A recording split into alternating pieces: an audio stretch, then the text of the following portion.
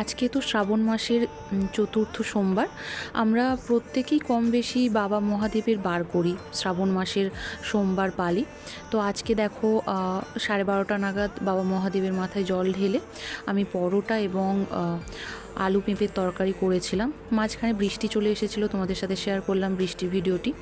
তো প্রথমে পেঁপে আলু কেটে নিয়েছি, সেদ্ধ করে নিয়েছি। তারপরে আদা বাটা, কাঁচা লঙ্কা বাটা এবং জিরে বাটা দিয়ে, টমেটো দিয়ে ভালো করে সেই মশলাটাকে কষিয়ে তারপরে একটু জিরে গুঁড়ো মানে হলুদ গুঁড়ো, লঙ্কা গুঁড়ো এবং ধনে গুঁড়ো দিয়ে মশলাটি করে তার উপরে সেদ্ধ আলু এবং পেঁপেটি দিয়ে নিয়েছি।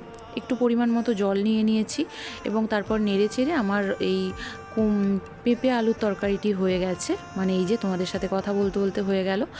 আর একটু পরোটা করেছিলাম, আগের বারে তো ঘুগনি আর লুচি করেছিলাম, একদম ভাল লাগেনি, তাই জন্য ভাবলাম আজকে একটু নতুন কিছু করি।